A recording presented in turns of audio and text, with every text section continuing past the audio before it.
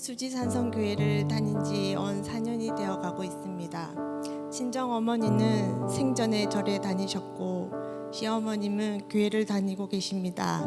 지금 이 자리에 제가 서 있을 수 있는 것은 시어머님의 기도가 있었기 때문입니다. 결혼 후 신랑의 권유로 교회를 다니기 시작하였는데 교회를 적극적으로 다니지 않고 온전한 주일 성수도 하지 못하였습니다. 교회를 다니면서도 제대로 알지 못하고 그냥 무늬만 크리스찬이었습니다. 5년 전 이사를 왔고 꿈에 계속해서 교회가 보였는데 교회는 나오지 않았습니다.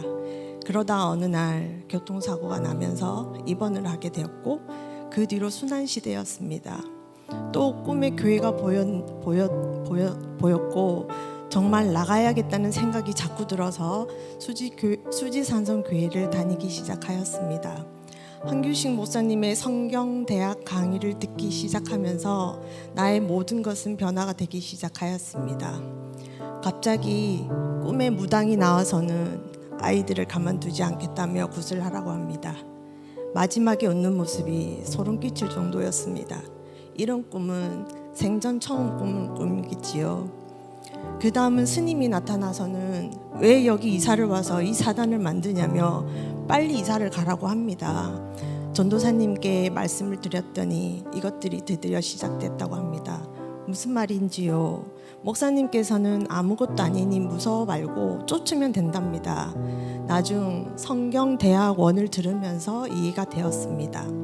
그러다 또 대형 사고가 났습니다. 덤프트럭이 받아 다행히 크게 다치진 않았으나 큰 후유증으로 시달렸고 목은 들 수가 없었고 손도 쓸 수가 없을 정도였습니다. 시간이 흘러 친언니에게 전화를 합니다. 언니, 내가 이사를 잘못 와서 사고가 난 것 같다라고 하자 은정아, 사실 너가 올해 죽을 사주였는데 지금 살아있음에 감사하고 저를 위로해 주었습니다. 그때 누군가가 저에게 이사를 와서 자네는 살려고 이사 온 줄 알게나 라고 했던 말이 갑자기 떠올랐고 교회를 꿈꿨던 것도 스쳐 지나가면서 수지산성교회로 인도하심에 하나님이 나를 살렸구나라는 생각이 들면서 그 감동은 이로 말할 수가 없었습니다. 하나님께서는 저를 왜 살려놓으신 걸까요? 제가 할 수 있는 것도 아무것도 없다고 생각했습니다. 막막했습니다. 하필 말 못하는 벙어리를 살렸으니 어찌 하신답니까? 무엇을 하라고 살렸을까요? 의문만 들었습니다. 그리고 궁금했습니다. 어느 날 인테리어 사업하시는 분을 만나게 되었습니다. 본업은 목사님인데 코로나로 교회 문을 닫을 수밖에 없어 인테리어 사업을 하신다고 하셨습니다. 저는 그분께 간증을 하게 되었고 그분이 분명 이유가 있을 테니 교회 열심히 다니고 말씀 열심히 읽으시라고 하셨습니다. 그런데 또 지인의 미용실에서 또 다른 목사님을 만나게 되면서 간증을 하였습니다. 그 목사님은 저의 간증을 듣고 이런 성도가 많이 나와야 한다며 눈시울을 붉으셨습니다. 그때 코로나로 교회가 너무 힘들었을 때 제가 이 간증을 하게 되었습니다. 또 한 번은 세미나에서 어떤 전도사님을 만나게 되었습니다. 그분께 나의 일어난 변화와 담임 목사님의 사역에 대해 간증을 하였더니 아직도 그런 목사님이 계시냐며 정말 힘든 사역을 하시는구나 라고 저에게 말씀하셨습니다. 또 한 번은 아이들 학원 상담을 갔는데 십자가가 보여 간증을 했더니 선생님이 갑자기 제 앞에서 펑펑 우시는 겁니다. 깜짝 놀라 우는 이유를 묻는 순간 이거구나, 나도 할 일이 생겼구나. 코로나로 힘든 시기에 하나님의 자녀들에게 지금도 하나님은 역사고 하나님 베푸시는 사랑에 변함이 없다는 것을 알려야겠구나라는 생각이 들었습니다. 저의 간증을 들은 사람들은 굳어있던 심장이 뛰고 뜨거운 눈물이 흐르고 기도거리가 생기고 은혜를 받아서 너무 좋다고 말해주셨습니다. 이런 말을 들은 저는 더욱 자신감이 생기고 교회를 떠난 성도를 찾아가 변한 건 우리지 하나님이 변치 않았으며 영원히 우리에게 역사하고 계시다고 간증을 해주었습니다. 헌금위원으로 헌신하던 날 귀신의 꿈과 통증으로 힘들어 잠을 잘 못 잔 상태에서 일부 예배를 위해 우리 교회 1층 현관으로 들어오는데 그 순간 저의 몸에서 뭔가 훅 나가는 것을 느꼈습니다. 또 축기를 하면서 벙어리가 말을 하듯 말이 터지게 되었고 몸이 치유되는 경험을 하게 되었습니다. 이런 간증을 하면서 전도사 한 분을 또 만나게 됩니다. 우리 교회를 한번 오고 싶다고 하여 금요 미랄 기도회에 초대를 하여 함께 기도하였습니다. 그 전도사님에게 우리 교회 어떠냐고 물었더니 양손을 들고 찬양할 때 성령 충만한 교회는 양손이 묵직하고 그렇지 않은 교회는 가벼운데 우리 교회는 묵직하다고 느꼈다고 하셨습니다. 금요기랄 미랄 기도에 참여하면서 하나님을 만나게 되고 제 몸이 뜨거워지면서 감기, 몸살, 통증 이런 것들을 몸이 치유되는 경험을 3번이나 하게 되었습니다. 황영수 전도사님과 조성환 교구장님, 한정주 집사님과 이런저런 대화를 나누다가 우리 교회를 찾는 사람이 많다는 얘기를 했더니 3분이서 갑자기 거기를 가자고 하시는 겁니다. 어딜요? 그 영혼들이 있는 곳으로요. 그때부터 우리는 서울 목동 시흥을 2번 가게 되었습니다. 갈 때마다 비가 왔는데 저는 비가 오는데 굳이 이렇게 가야 되나? 근데 그 3분들은 비가 와서 너무 다행이라고 합니다. 왜 사람들 손님이 없을 테니 말할 시간이 많다고 조화를 하셨습니다. 우리가 만난 목동에 사시는 한 분은 혼자 성경책을 읽다가 손을 얹은즉 나으리라는 성경 말씀대로 수술을 해야 하는 부분에 손을 얹었더니 나아져서 수술을 하지 않게 되어 기적을 체험하였다고 하였습니다. 그분은 이 체험을 통해 성경 공부를 하고 싶어서 한 교회를 찾아갔는데 하필 신천지였다고 합니다. 다시 나와 지금 집 근처 작은 교회를 다니고 있지만 그 교회는 치유 사역을 하지 않아 유튜브 치유 사역 하시는 목사님 설교를 별도로 듣고 있다고 하였습니다. 그래서 수지산성교회 목사님 설교를 들을 수 있는 방법을 그분께 알려주었습니다. 혹시 방언을 해본 적이 있냐고 물었더니 그분은 기도하면서 자신도 모르게 말로 기도를 하고 있고 모르는 말로 기도를 하고 있고 그게 방언인지 아닌지 몰라 안 하고 있다고 하여 황현수 전도사님이 방언을 함께 해보자고 하면서 방언을 할 수 있게 도움을 준 적도 있습니다. 시간이 지나 그분에게 방언을 계속하냐고 물었더니 다니고 있는 교회 목사님이 방언이 아니라면서 하지 말라고 했다더군요. 너무나 안타까웠습니다. 우리 목사님을 만났더라면 마음껏 방언을 하였을 텐데요. 우리는 얼마나 복받은 사람인지 알아야겠습니다. 돌아오면서 이런 생각이 들었습니다. 굳이 이렇게까지 해야 하나? 이 멀리까지 와서? 그러다가 이런 생각이 듭니다. 당장은 아니라도 이 영혼들이 갈급할 때 이 교회를 찾을 수도 있겠구나 라는 생각이 들었습니다. 서울 시흥동에도 똑같은 말씀을 전하러 갔었습니다. 그때 만난 성도님은 몇 주 전에 우리 교회에 오셔서 다니고 있는 교회에서 방언은 중요하지 아니하므로 목사님도 방언을 할 줄 모른다고 하셨답니다. 이분이 방언의 기도가 너무 하고 싶다 하여 한종도사님이 축기, 방언, 권능 등에 관련한 말씀 구절을 설명해 주었는데 이분이 하시는 말씀이 이렇게 쉽게 가르쳐주는 교회는 처음이고 성경 필독을 그렇게 했는데 이런 내용인 줄 몰랐다며 진작 이렇게 알았더라면 하시면서 아쉬워하셨습니다. 또 이날 밤 11시까지 방언, 축기 다 체험을 할 수 있어 매우 신기하였고 기분이 너무 좋다고 하셨습니다. 우리들에게 감사해 하셨습니다. 지금은 이분이 우리 교회를 말하고 다니시고 계십니다. 앞으로도 저는 하나님의 말씀을 열심히 전하고 영혼 구원에 힘쓰도록 노력할 것이며 예수님의 권능을 믿고 예수님 이름만으로 힘을 얻어 나가겠습니다. 아버지, 우리들에게 사명을 주시고 우리가 능히 감당케 하여 주시리라 믿습니다. 감사합니다. 안녕하세요. 저는 박종수 권사입니다. 오늘 제가 여기 계신 성도님들께 이번에 경험한 간증에 대해서 말씀드리고자 이 자리에 서게 되었습니다. 저는 항상 건강한 줄만 알았는데 새벽 제단을 쌓으면서 나의 기도보다는 나라 교회 목자, 교구 식구들, 아픈 성도들 위해서 가족으로에게 기도 드렸습니다. 한규식 목사님께서는 새벽 예배 때 피곤하실 때인데도 주일 예배마다 성도들 위하여 힘드신데도 불구하고 안수 기도를 해주시지만 저는 목사님 피곤하실까 해서 안수도 받지 않고 그냥 집으로 가곤 했습니다. 그런데 갑자기 저도 모르게 저를 위해 영적 기도가 하고 싶어서 너무 떨려가지고 말이 안 나와요.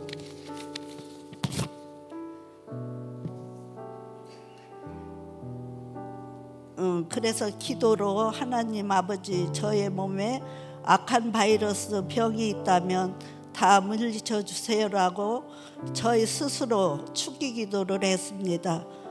악한 병마 바이러스는 예수 이름으로 명하노니 내 몸에서 떠나갈지어다 명하고 기도했습니다.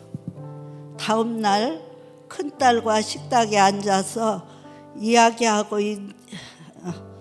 이야기하고 있었는데 식탁 의자에 피가 흥건히 묻어 있는 것을 보았습니다. 딸도 저도 너무나도 놀라서 큰딸이 인터넷 검색한 수지구청 근처 황문과 병원을 검색하여 찾아갔습니다. 항문내과에서는 진단 결과는 대장암 같다고 정확하게 내시경 검사를 진행해야 한다고 했습니다. 그런데 여기서는 검사 비용이 다소 많이 나오니 국가검진으로 가서 검사하는 게 좋다고 안내해 주셨습니다. 국가검진에서 검진 결과가 암이라는 다시 큰 병원에 정밀 검사를 받아야 된다고 했습니다. 이렇게 결과가 암으로 판정받을 때 저는 떠오르는 생각이 하나님께서 나를 통한 간증을 주시려고 하는구나 하는 생각이 들었습니다. 곧바로 자식들이 큰 병원을 알아보고 여러 병원 중에 아산 현대, 분당 서울대, 한양대학교 병원 있었는데 수술 날짜가 가장 빠른 병원이 한양대학교 병원이라고 하였습니다. 한양대학교 병원에서 다시 한번 정밀 검사를 받았고 결과 암으로 판정되어서 수술 날짜를 정하는데 많은 시일이 걸린다고 했습니다. 그 이유는 처음 한마음 항문내과에 대장암 검진을 진행하는데 여기 한양대학교 병원에서도 받은 전체 검사 중에 위에도 종양이 있다고 했습니다. 의사 선생님이 다시 수술 부위가 추가가 생겨서 선생님들끼리 의논을 해야 수술 날짜를 정할 수 있다고 해서 11월 26일 예정이라고 했습니다. 이렇게 수술 날짜가 정해지고 집에 기다리고 있는데도 취열이 또 많이 나왔습니다. 큰딸과 함께 병원 응급실로 갔는데 응급실에 계시는 담당자분 소의견이 약물 치료가 아닌 수술을 빨리 해야 된다고 했습니다. 그래서 그 다음 날 한양대 병원 주치의를 만나서 26일 수술 날짜를 확실히 받고 수술날 25일 입원을 하게 되었습니다. 아이고 안 보여가지고 이제 수술 날짜는 26일 다가오자 하나님께서 치유해 주실 것을 믿고 수술실로 향했습니다. 약 6시간 걸리는 대수술이 끝나고 병동으로 이동 전 회복실에 대기하는 중에 깨어나지 못하고 있었는데 하나님의 음성이 들리고 제 앞에 누군가 너 꿈꾸고 있냐라고 하는데 눈을 떠보니 예수님께서 지팡이를 잡고 저를 보시고는 사라지셨습니다. 수술이 끝나고 4일간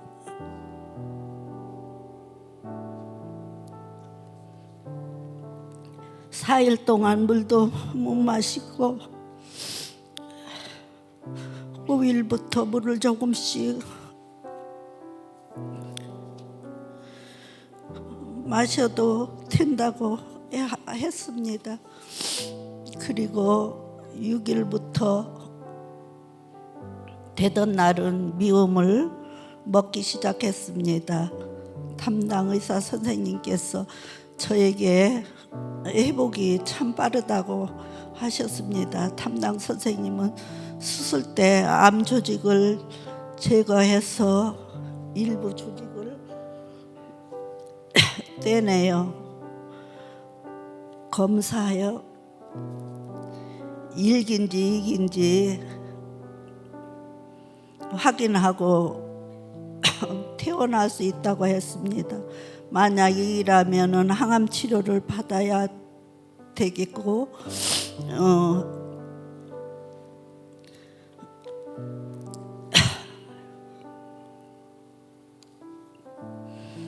된다고 했는데 다행히도 1기로 나오면서 퇴원 수속을 진행해도 된다고 하셨습니다.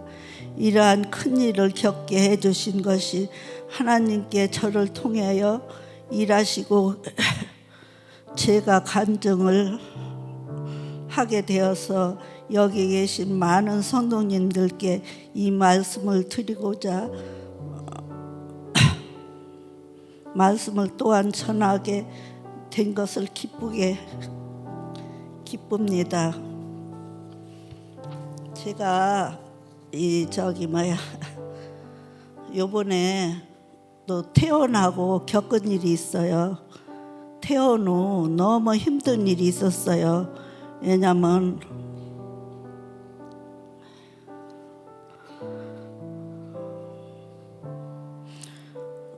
화장실 다니기가 너무나도 힘들고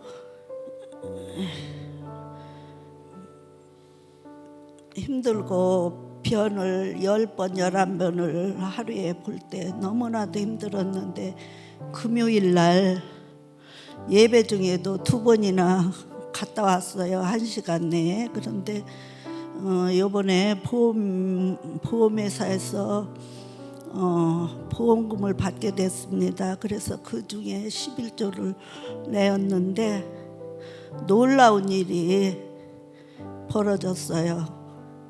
10번, 11번 다니던 화장실을 정상으로 회복되었습니다. 하나님 아버지께 감사드리고 황규식 목사님에게 감사드리고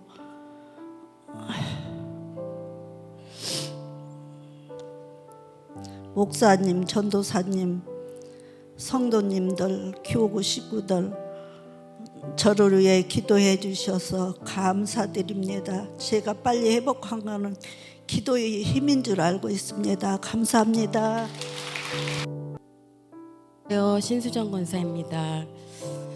금요 미랄 기도의 기도 제목 대부분이 영혼 구원인 것을 보고 기도하면 하나님께서 반드시 응답하신다는 확신과 함께 지금도 기도하고 계시는 분들 낙심하지 마시고 이루어 주실 것을 믿으시고 또 불신 속에 살고 계셨던 저희 부모님 구원 과정을 나누려고 합니다.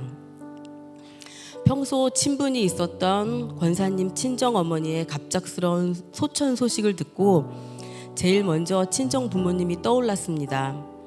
부모님 영혼 구원을 위해 늘 기도는 했었지만 우리 부모님도 갑자기 어떻게 될지 모른다는 생각에 마음이 조급해지기 시작했습니다. 안 되겠다 싶어 구역 예배를 드리면서 처음으로 간절한 마음을 담아 중보기도를 요청했고 매 예배 때마다 구역 식구들이 마음을 다해 기도해 주었습니다. 하지만 가족 영혼 구원은 너무 힘들다는 거 다들 아시죠? 너무 어려운 거. 그 벽을 뛰어넘을 용기를 낸다는 것은 더더욱 어려웠습니다. 평상시에는 너무 인자하신데 교회에 또 예수 얘기만 나오면 눈빛, 말투, 표정으로 싫다는 표시를 너무 선명하게 하시는 아버지 기에 눌려서 말조차 꺼내지 못했습니다. 꼭 다음에는 복음을 전해야지 다짐을 해보지만 왜 그리 겁이 나고 무서운지, 그래서 친정 가는 것이 즐겁지만은 않았습니다.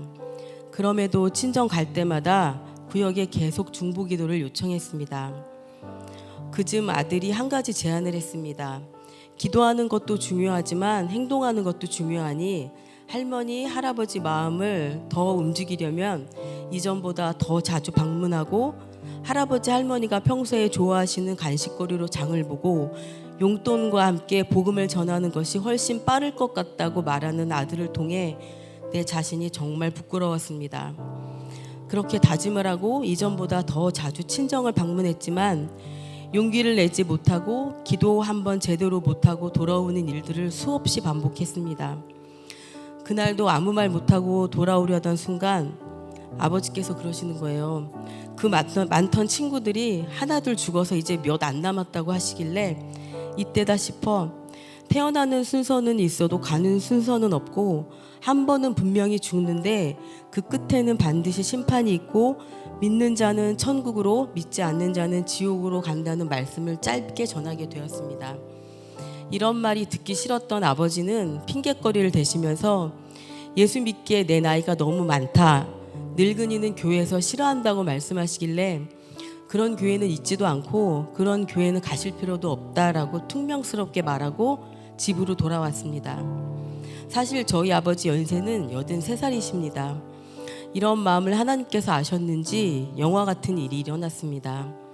중마고우로 아주 가깝게 지내시던 아버지 친구분 부인이 유방암 투병으로 임종을 앞두고 계셨는데 주변을 정리하려는 의사의 말에 마지막 모습을 보러 병원에 가시게 되었습니다.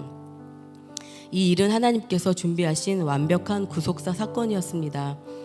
이미 혼수 상태여서 가족 어느도 알아보지 못하셨던 터라 무슨 말을 어찌해야 할지 고민하면서 임종실로 들어가셨는데 저희 친정 부모님을 기다렸다는 듯이 눈을 뜨시고 마지막 유언을 하셨다고 합니다.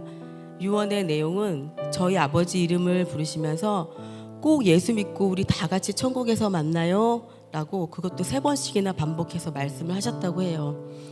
숨을 헐떡이시면서 힘들게 말하는 유언에 아버지 자신도 모르게 약속을 해버렸고 다른 건 몰라도 그 약속만큼은 꼭 지켜야 할 것 같은 부담감으로 며칠 밤을 잠 이루지 못하셨다고 말씀하셨습니다. 귀한 생명을 버리시면서까지 우리를 살리신 예수님처럼 완벽한 복음을 전해주시고 소천하신 것입니다. 정작 딸인 나는 용기 내서 전하지 못했던 귀한 소식 복음을 전해주신 것이었습니다. 그 일을 통해 아버지 친구분과 자녀들도 이전보다 더 열심히 신앙생활하고 계셨다고 전해들었습니다. 한 알의 밀알이 썩어져야 많은 열매를 맺는다는 하나님 말씀을 경험한 순간이었습니다. 그 사건이 있고 나서 작년 성탄절쯤에 교회에 등록하시고 지금까지 열심히 신앙생활 중이십니다. 이렇게 아버지가 쉽게 예수를 믿고 교회를 다니신다는 사실이 그저 신기할 뿐입니다. 교회 등록 첫날 해맑은 미소로 밝게 맞이해준 교회 성도들, 겨울임에도 불구하고 아기띠로 메고 주차 안내하시는 분들, 예배 마친 후 새송도라 식당으로 안내를 받았는데 거기서도 분주하게 봉사하시는 모든 분들의 따뜻한 미소를 보며 젊은이들은 늙은 노인을 싫어할 거라는 그런 편견들이 깨지면서 얼어있던 마음이 서서히 녹고 모든 것이 신선한 감동으로 다가왔다고 하셨습니다. 하나님께서 아버지의 완악한 마음을 만지시기 시작한 것이었습니다. 이 사람들은 왜 이리 즐거워하며 기뻐할까라는 의문이 들기 시작했다는 것이었습니다. 친구 아내의 유언 속에 있는 예수, 내 딸 수정이가 말하는 예수, 손주가 말하는 예수가 누구인지 궁금해서 월요일부터 금요일까지 저녁 기도회가 있는데 말씀을 잘 모르시니 예수를 알아보고자 하는 그 마음에 거의 빠지지 않으시고 기도회를 참석하셔서 지금은 말씀을 알아가시는 중이십니다. 가끔은 제가 부모님께 그 자리를 지키는 것이 쉽지 않은데 안 힘드시냐라고 물어보면 아직까지는 힘든 거 잘 모르겠고 갈 때마다 표현하긴 어렵지만 기쁨이라는 것이 올라오고 그래서 더 열심히 믿음 생활 해보고 싶은 마음이 들고 내 자녀들을 위해서 기도하는 것도 즐겁더라 라고 말씀하십니다. 그리고 기도할 때 사람들이 이상한 말로 기도를 하는데 그것도 궁금하고 나도 그 이상한 말로 기도하고 싶다라는 말씀을 하실 때 그저 감사할 뿐입니다. 어떻게 이런 일이 일어날 수 있는지. 또한 세례식을 준비하시면서 학습 세례 문답 시험을 본다고 열심히 써가면서 공부도 하시고 그 어렵다는 노방전도도 계절에 관계없이 순종하는 어머니를 보면서 이건 분명히 하나님께서 함께 하셨음을 인정하지 않을 수 없도록 모든 일들을 바꾸어 놓으셨습니다. 최근에는 이런 일도 있었습니다. 아들이 아침에 밥을 먹다 말고 할아버지한테 안부 인사차 전화를 해보라는 거였어요. 이유는 꿈에 할머니는 식사를 하시는데 할아버지는 식사를 안 하시고 가만히 계시더라는 거였어요. 근데 할머니가 주머니에서 이렇게 청진기를 꺼내면서 할아버지 가슴에 이렇게 청진기를 댔다는 거예요. 그러니까 이제 저희 아들 생각에는 혹시 할아버지가 어디 아프신 게 아닌가 이제 안부 전화 한번 해보라고 해서 전화를 해봤어요. 근데 통화하고 나서 그런 꿈을 꾸게 된 이유를 알게 되었습니다. 부모님이 출석하시는 교회는 성도수가 3,000명 정도 되는 중대형 교회로 젊은 신혼부부 세대들이 많이 출석하는 애국의 진심인 교회였습니다. 이전부터 나라를 위해 꾸준히 기도하셨던 목사님께서 이번 광화문 12.7 기도회에 동참하기 전에 전교인이 3일 금식을 하면서 하나님께 믿음을 보이며 기도로 준비했으면 좋겠다고 선포하셨는데 젊은 성도들이 많이 동참했다는 거예요. 어려운 시대를 살아본 아버지는 누구보다도 이 나라의 잘못된 사상과 상식을 뛰어넘어 말도 안 되는 희한한 법들이 상정되지 못하도록 기도하는 것이 의무라고 생각하셔서 교회 금식 기도가 뭔지도 모르지만 나라를 위한 일이기에 3일 금식에 동참하셨고 본인 스스로도 너무 자랑스러웠다고 흐뭇해하시며 말씀하시는데 그 말씀을 듣고 사실 눈물이 쏟아졌습니다. 요즘은 저보다 더 많은 횟수로 교회 뜰을 밟고 계시는 부모님, 친구들에게 복음 전하시는 부모님을 볼 때마다 먼저 된 자가 나중되고 나중된 자가 먼저 된다는 말씀이 떠올랐습니다. 인생 마지막 최대의 복 예수를 믿고 구원받아 하나님의 자녀로 또 도움받고 사시기를 간절히 기도해준 구역 식구들의 중보기도, 언니와 형부의 영혼 구원을 위해 수십 년간 기도해온 이모들, 이모부의 중보기도 덕분입니다. 친정 부모님은 지금 가장 행복한 시간을 보내시고 계십니다. 이런 일들을 경험하면서 기도하고 순종해서 복음을 전하면 때가 참에 믿음의 결국을 보게 될 것임을 의심치 않으며 간증을 마치겠습니다. 네, 안녕하세요. 배우진 청년입니다. 저는 2023년 10월 궤양성 대장염이라는 난치성 염증성 장질환에 걸렸었습니다. 최근 들어 20, 30대의 젊은 사람들이 많이 걸리는 질병이라고 하셨습니다. 명확한 원인이 있는 질병도 아니라 생소한 병이었습니다. 그때 당시 증상이 많이 심하지 않아 단순한 약물 치료로 치료를 했었습니다. 이 병이 난치병이다 보니 의사 선생님 말씀으로는 평생 꾸준히 약을 먹으며 관리해야 한다고 말씀하셨습니다.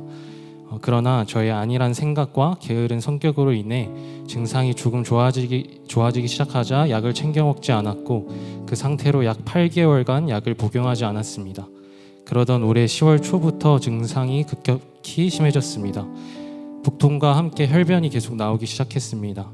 증상이 심해지자 저는 기존에 다니던 병원에 찾아가 진료를 보았고 선생님께서는 왜 이제 왔냐며 처음 왔을 때보다 염증이 많이 심해졌다고 말씀하셨습니다. 그렇게 제가 기존에 먹던 약을 3배 정도 늘려 복용하기 시작했지만 증상이 호전되지 않고 점점 악화되어 가기 시작했습니다. 제게 질병의 고난이 시작되고 나서야 저는 하나님을 찾기 시작했습니다. 어머니와 밤마다 교회 가서 기도하며 그동안 잘 하지 않았던 큐티도 하기 시작했습니다.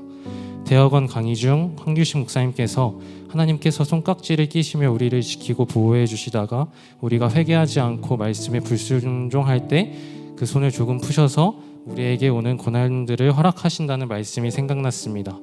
그 말씀을 기억하며 제가 그동안 하나님 앞에 불순종하며 회개하지 않았던 저의 죄를 계속해서 회개하는 시간을 가졌던 것 같습니다. 감사하게도 큐티인 말씀을 통해 이스라엘 백성들의 모습을 보며 저의 모습을 발견하게 하시고 회개하는 시간들을 보내고 있었지만 제 몸의 증상은 점점 심해져 가기만 했습니다. 다시 병원에 찾아가 저의 상태를 말씀드리고 내시경도 진행해서 보시더니 큰 병원을 가야 할 것 같다는 소견을 듣고 분당 서울대병원으로 가 진료를 받게 되었습니다. 기존에 복용하는 약으로는 아무런 효과가 없어 스테로이드제를 복용해 상태를 보자고 하셨습니다.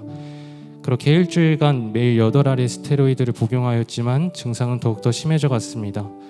하루에 수십 번을 화장실에 가며 정말 견딜 수 없는 복통으로 인해 음식 먹는 것 자체가 너무나 두려웠습니다. 죽이나 미음을 먹어봐도 소용이 없었습니다. 그 시간 속에서 제가 할 수 있는 것은 침대에 엎드려 하나님께 제발 저 좀 살려달라고 애원하는 것밖에 없었습니다. 그렇게 해서 약을 10개로 늘리고 12개로 늘려봐도 증상은 점점 악화되어 갔습니다. 그렇게 다음 진료와 함께 11월 14일 입원 치료를 결정하고 입원을 하게 되었습니다. 입원을 하게 되면 금방 나을 줄 알았던 저의 생각과 달리 정말 제 인생에서 가장 힘든 시간을 보냈던 것 같습니다. 입원해서 알약이 아닌 정맥 주사로 스테로이드를 투여해 치료를 하였는데 여전히 증상은 더욱 악화되어 가기만 했습니다. 기도와 말씀 읽기를 시작한 후부터 정말 단 하루도 빠짐없이 큐티와 기도로 하나님께 나아가며 포기하지 않았지만 입원을 하고 저의 고통은 한계를 찍었던 것 같습니다. 입원을 하고 하루 이틀간 잠을 한숨도 제대로 잔 적이 없었습니다. 하루 24시간 중 1시간 간격으로 혈변이 나오다 보니 잠을 제대로 잘 수가 없었던 것이었습니다. 또한 진통제가 없으면 견딜 수 없는 복통으로 정신과 육체가 정말 한 번에 무너져 버렸습니다. 분명 하나님 앞에 날마다 회개하고 있었고 큐티를 하다 보면 정말 하나님께서 나에게 말씀하시는 것 같고 하나님과 교제하는 그런 은혜의 시간을 보내고 있었지만 막상 저의 육체적인 상황과 증상들을 보니 하나님께서 나를 외면하셨나? 하나님께서 나를 포기하셨나? 라는 악한 것들의 미혹의 생각으로 제 생각이 지배당하려고 할 때쯤 하나님께서 정말 완벽한 타이밍에 주일 부모님의 면회를 통해 그런 악한 영들의 미혹과 의심 속에서 하나님께서는 여전히 나를 사랑하시고 끝까지 사랑하심을 깨닫게 하셨습니다. 하나님께서 너를 사랑하지 않으셨다면 너에게 이런 시간은 있지 않았을 것이고 하나님께서 너를 사랑하지 않으셨다면 너는 그냥 이전처럼 그대로 편하게 너 마음대로 살아갔을 것이라고. 결국 이 시간을 통해 네가 하나님께 돌아오게 되고 결국 이 시간이 사람의 눈으로 보기에 고난과 고통의 시간이지만 이 시간은 결국 하나님께서 너를 구원해 주시려는 귀한 은혜의 시간임을 말씀해 주셨습니다. 저 또한 그 말씀이 인정되며 제 안에 다시 한번 소망이 생기고 믿음이 생겼습니다. 그렇게 하나님께서는 저의 영을 회복하셨고 그 다음날 월요일 이 병을 치료하는 최종적 약물인 생물학적 제제 램시마라는 주사 치료를 통해 저를 고쳐주셨습니다. 제 안에 평안이 찾아왔고 주사를 맞은 다음날부터 속도 너무 편안해지고 몸이 많이 좋아졌다는 것이 느껴졌습니다. 속이 편해지다 보니 입맛도 조금씩 살아나고 화장실을 가는 횟수도 급격하게 줄게 되었습니다.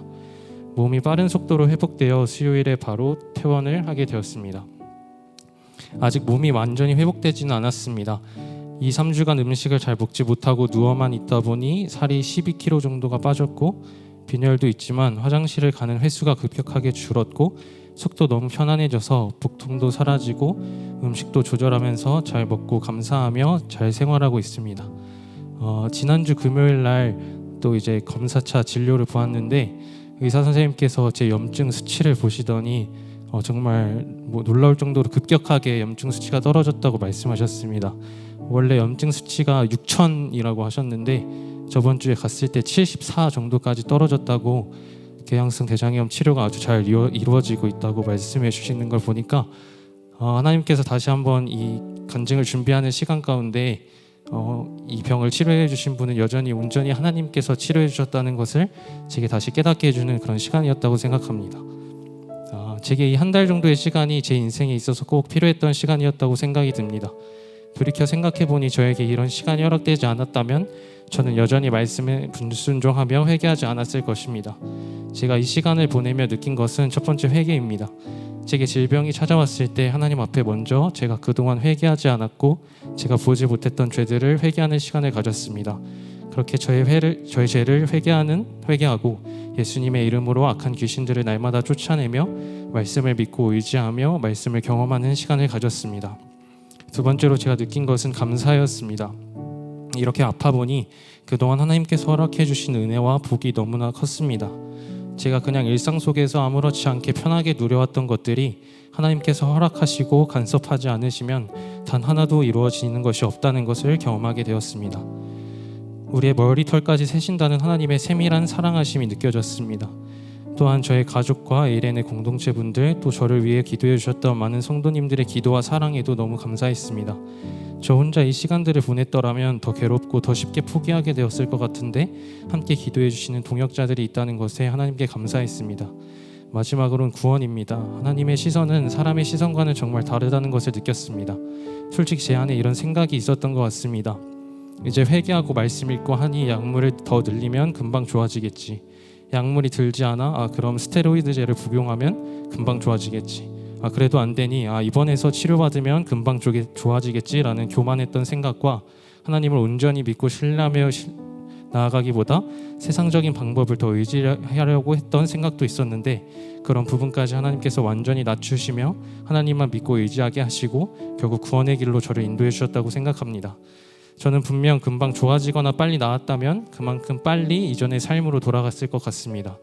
그래서 정말 몸은 너무나도 힘들었지만 이 시간이 결코 고난으로 끝나지 않았고 제 영이 회복되고 하나님 앞에 바로 서게 될 때 하나님께서 저의 영혼, 육 모두를 회복하시는 경험을 하게 되면서 고난이 곧 축복이라는 말씀을 몸으로 경험하였습니다. 앞으로 인생을 살아갈 때 이 시간들을 기억하며 모든 삶 가운데 하나님께 모든 주권을 올려드리며 하나님만 의지하고 신뢰하는 믿음으로 에녹처럼 하나님과 동행하는 삶을 살아가는 저의 인생이 되길 기도합니다. 이 모든 영광 하나님께 올려드리겠습니다. 네, 안녕하십니까. 김정현 안수사입니다. 먼저 이 시간 이 자리에 설 수 있도록 모든 환경을 열어주신 하나님 아버지께 진심으로 감사드립니다. 저는 24년 한 해 동안 하나님 아버지께서 한없이 부족한 저에게 주신 사랑과 은혜를 간증하고자 합니다. 올 한 해 하나님 아버지께서는 저의 교만과 오만을 꺾기 위해 3가지 고난을 허락하셨습니다.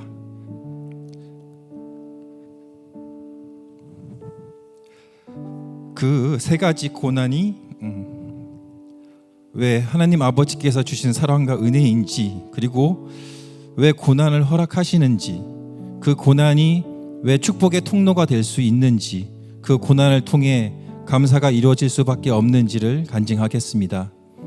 첫 번째로 올해 6월경부터 아들인 영빈이를 통해서 저의 어리석음과 교만과 오만을 깨닫게 하셨습니다. 어느덧 하나님 아버지의 자녀로 태어나서 새로운 삶을 시작한 지 17년이 되었습니다.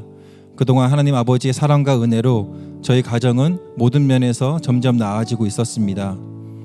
보증금 300에 월세 25만으로 시작했지만 현재는 아파트도 장만하게 되었고 11조도 처음보다 8배 이상을 드릴 수 있는 환경이 되었습니다. 저희 가정이 하나님 아버지의 복을 받았기에 당연히 자녀들도 하나님 아버지의 뜻에 따라 잘 성장할 거라고 생각했습니다. 처음 일반 학교에서 시작한 두 아이들은 영빈이가 2학년, 상은이가 6학년 때 그렇게 원하던 요셉 크리스천 학교를 다닐 수 있게 되었습니다. 이후 영빈이가 5학년, 상은이가 중학교 3학년 때 일반 학교로 전학을 하였습니다. 비록 일반 학교지만 당연히 저의 두 자녀들은 중학교와 고등학교에 올라가서도 아무 일 없이 잘 다닐 거라고 생각했습니다. 나름 믿음 생활을 열심히 하고 있다고 생각했고 저희 가정이 모든 면에서 나아지고 있다는 것이 하나님 아버지께서 우리 가정을 특별히 지켜주시고 계시다는 생각과 누구보다 제가 자녀들은 사랑으로 양육하고 있다고 생각했기 때문에 다른 아이들은 몰라도 우리 아이들만큼은 별일 없이 잘 성장할 거라는 막연한 생각과 기대를 갖고 있었던 것입니다. 하지만 그것은 저의 교만과 오만이었습니다. 중학교에 올라간 영빈이가 학교 생활을 시작한 지 얼마 지나지 않아 학교에서 여러 가지 일이 발생되었고 그 일로 인해 영빈이가 어려운 상황에 처하게 되었습니다. 그러나 정말 문제는 발생된 일이나 당시 상황이 아닌 다른 것에 있었습니다. 영빈이와 대화 도중에 어떤 부분 때문에 영빈이가 가장 힘들고 또 영빈이가 가장 힘들게 하는 것이 무엇이냐고 물어보았습니다. 이 질문을 하고 1시간가량이 지난 후에야 겨우 영빈이의 대답을 들을 수 있었습니다. 그런데 영빈이에서 입에서 나온 대답은 가족 때문이었습니다. 저는 그 대답을 들은 후 너무나도 충격에 쌓여서 어찌할 바를 몰랐습니다. 가족 때문에 우리 가족이 영빈이를 힘들게 했나? 아니, 우리 가족만큼 서로 사랑하는 가족이 없을 텐데 나는 영빈이에게 화도 내지 않고 무엇보다 공부하라고 잔소리도 하지 않는데. 이런 생각으로 저는 영빈이의 대답이 너무 이해가 되지 않았습니다. 그 이후로 영빈이의 마음의 안정을 찾기 위해 여러 가지 검사와 상담을 진행하게 되었습니다. 그렇게 알게 된 영빈이의 마음은 너무나도 상처가 많이 있는 상태였고 무엇보다 저에게 의지할 수가 없다는 것이었습니다. 저는 제 자신을 돌아보았습니다.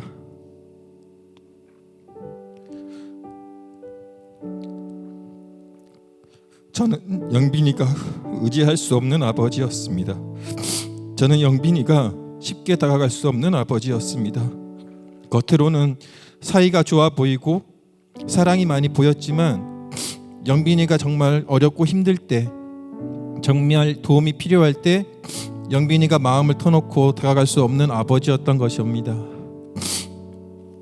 저는 경쟁에서 욕심이 별로 없는 영빈이의 모습을 볼 때 그 정도는 이겨내야지라고 핀잔을 주었습니다.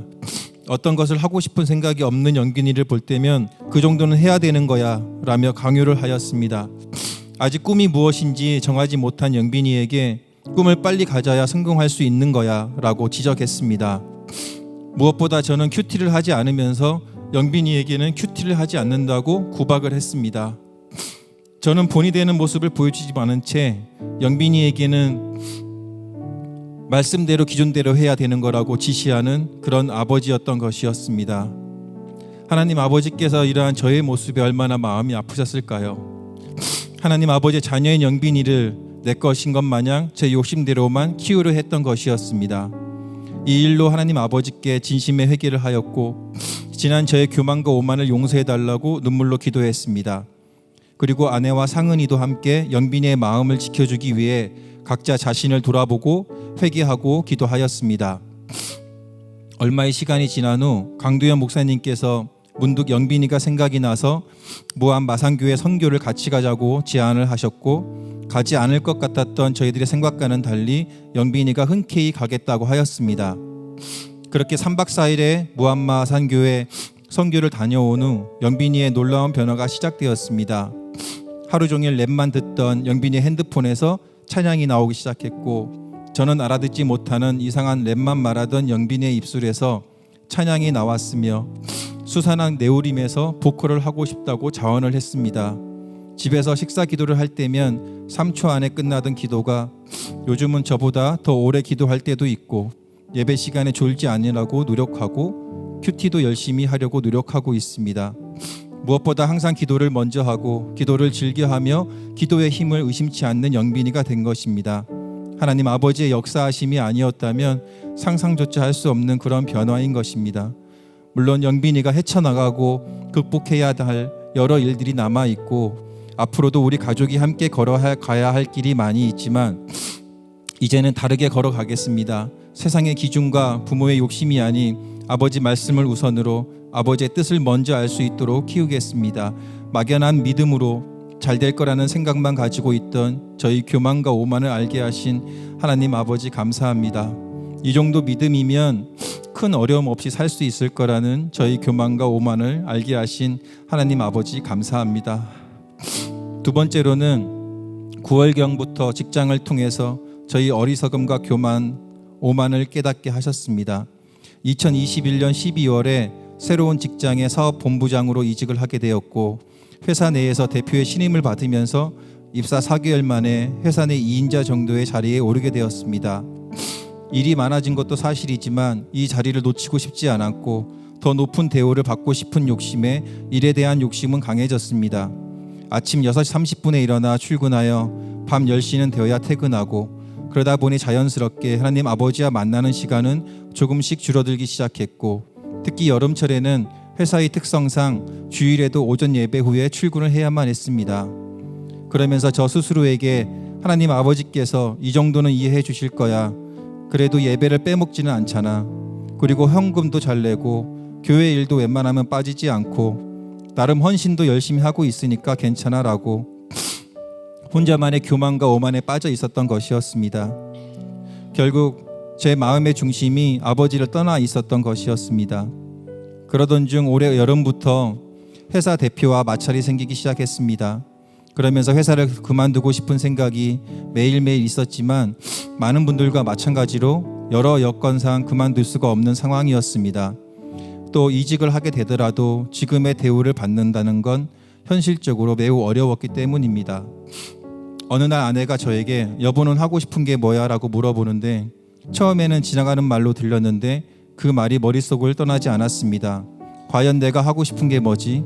하지만 답을 구하기가 어려웠습니다. 그 이유는 제 마음의 중심이 세상에 있었기 때문입니다. 그렇게 얼마의 시간이 지나 저와 회사 대표는 점점 더 서로에 대한 신뢰가 사라져 함께 일을 할 수 없는 상황이 되었고 저는 올해 10월을 마지막으로 퇴사를 하였습니다. 퇴사 후에 처음에는 돈 때문에 여러 가지 걱정이 많았습니다. 아파트 대출금, 또 상은이 학원비, 그리고 저희 한 달에 사용하는 비용 등 이런 것들을 어떻게 감당해야 될지 걱정이 앞섰던 것이었습니다.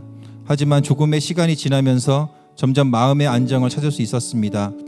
무엇보다 수요 예배와 금요 예배를 드리면서 마음의 중심을 다시 잡아가기 시작했기 때문입니다. 마음의 중심이 잡히기 시작하니 걱정이 줄어들고 온전히 아버지를 만날 수 있기 시작했습니다. 그러면서 그동안에 안일했던 믿음과 이 정도면 그래도 이해하실 거야 라고 생각했던 교만과 오만에 대해 진심으로 회개하고 뉘우쳤습니다.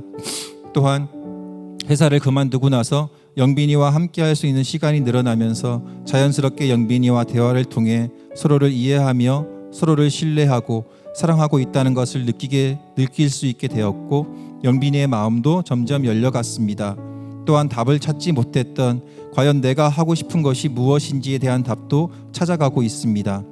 직장을 그만두게 되면서 마음의 중심을 다시 아버지께로 돌릴 수 있는 계기가 되었고 또한 영빈이와 함께 할 수 있는 시간을 통해 영빈이의 마음을 진정으로 알게 하시고 또 앞으로 제가 가야 할 방향을 다시 잡게 해주시고 비록 당장은 물질의 어려움이 있지만 이 어려움을 통해 감사를 다시 깨우쳐 주신 하나님 아버지 감사합니다.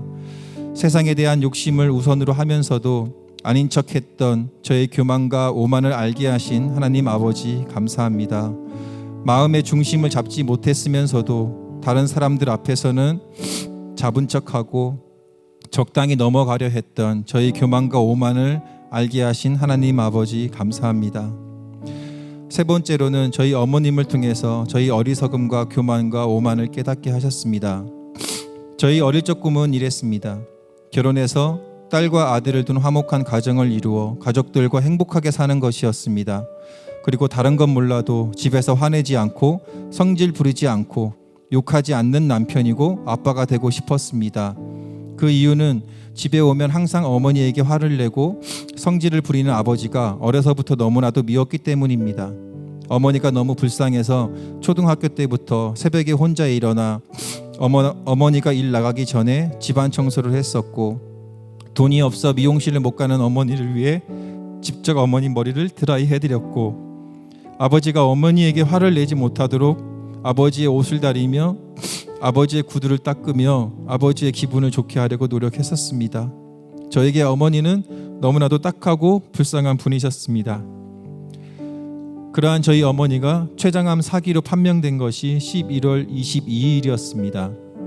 주간보호센터에 계시던 어머니께서 갑자기 저혈당 쇼크로 근처 병원으로 갔는데 큰 병원으로 가야 될 것 같다고 하여 대전 성모병원 응급실로 이송하였고 검사를 해보니 췌장암 4기이고 간까지 전이가 된 상태라며 앞으로 남은 기간은 4개월에서 6개월 사이가 될 것 같다고 하였습니다. 그때 제가 직장을 그만둔 상태였기 때문에 대전으로 내려가려 했지만 대전 성모병원은 보호자 한 명 외에는 면회도 불가하다고 하여 저는 11월 24일 주일 저녁 예배를 마치고 대전으로 내려갔습니다.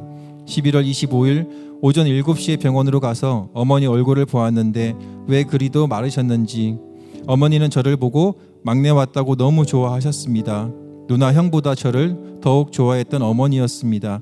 그렇게 아침 점심도 드시고 휠체어에 태워 병원 내 드라이브도 시켜드리고 초콜릿과 빵이 드시고 싶다고 해서 사드리고 오후 4시경 퇴원 수속을 받고 저희 누님이 미리 예약해 놓은 집 근처 요양병원으로 어머니를 모시고 이동했습니다. 어머니는 퇴원하신 줄 알고 저녁 어디 가서 먹냐고 계속 물어보시는데 대답은 하지 못하겠고 추가로 검사할 것이 있어서 다른 병원으로 간다고만 이야기하며 요양병원에 도착했습니다. 요양병원 원장님과 30분 정도의 상담 후에 어머님은 이제 병실로 올라가야 되어서 저와 누나와 떨어져야 하는데 그때 어머니의 눈빛과 아쉬운 손을 생각하면 너무나도 마음이 아픕니다. 어머니는 이제 무엇인가 알고 계시는 눈빛이었습니다. 저희는 어머니에게 암이라고 말씀을 드리지 않았었기 때문입니다. 그렇게 어머니를 요양병원으로 모신 후 누나와 저는 한동안 울었습니다. 요양병원에서는 어머니의 적응을 위해 일주일 정도는 면회가 어렵다고 했지만 제가 지방에 있어 자주 올 수 없다고 부탁해서 11월 30일 토요일에 외출 허가를 받았습니다. 11월 28일 목요일에는 면회는 안 되지만 화상통화는 가능하다고 해서 오후에 어머니와 화상통화를 하였습니다. 어머니에게 슬픈 모습을 보이면 안 될 것 같아서 저는 일부러 춥지만 밖에서 화상통화를 했습니다. 무언가를 드시고 계시던 어머니께서 간호사분이 둘째 아드님이 전화했네요 라고 말하시면서 태블릿 PC로 제 얼굴을 보여주자 어머님은 저를 보시고는 울음을 터뜨렸습니다. 저는 꾹꾹 참아가며 어머니와 대화를 이어갔습니다. 약간의 통화를 하고 전화를 끊기 전 어머니는 저에게 말했습니다. 현아, 기운 내고 힘내서 살아야 한다. 길 조심하고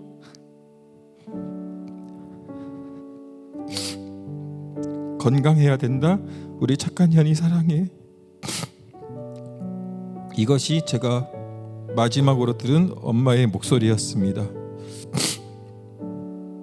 그리고는 11월 30일 토요일에 외출 예정이었지만 11월 29일 금요일부터 어머니께서 상태가 안 좋아지셔서 병원에서는 면회만 하고 올라왔습니다.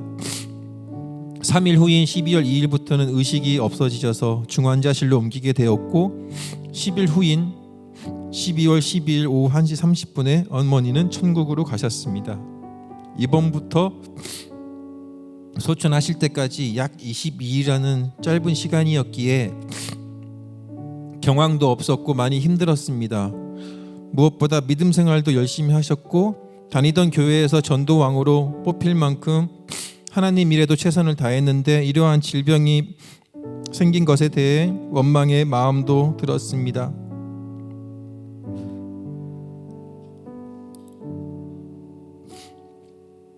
그리고 이 상황에서 남전도 헌신 예배에서 워십을 하는데 제가 안무를 지도해야 되는데 웃으면서 안무를 지도하고 함께 무대에 설 수는 없겠다고 헌신 예배를 그만두고 싶다는 생각도 들었습니다.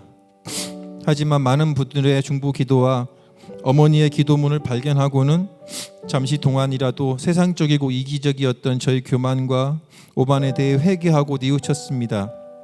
그리고 이럴 때일수록 더욱 헌신 예배를 해야 하고 이런 모습을 하나님 아버지께서 반드시 기억하시고 저를 위로해 주실 거라는 아내와 상은이의 응원의 마음을 다시 잡았습니다. 어머니께서 의식이 없는 기간에 저는 어머니께서 거주하고 계시던 아파트를 혼자 정리하였습니다. 이런저런 짐을 정리하던 중에 어머니의 기도문을 발견하게 되었습니다. 이 기도문을 보고 얼마나 울었는지 모르겠습니다. 안 그래도 눈물이 많은데 이번에는 정말이지 많이 울었습니다. 이 기도문을 보고 나서 저를 비롯하여 모든 가족들이 감사의 기도를 드렸습니다. 어머니의 기도문을 잠시 보여드리겠습니다. 저희 어머니께서 쓰신 기도문입니다. 잘 보이실지는 모르겠는데 한번 읽어드리겠습니다. 저의 영혼을 구원하여 주심을 감사드립니다. 섬길 수 있는 교회를 주심에 감사드리며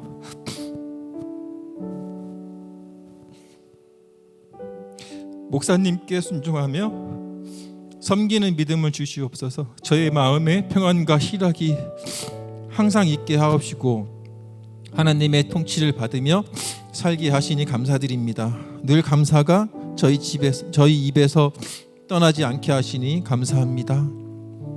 이 기도문을 보고 감사가 넘치지 않을 수 없습니다.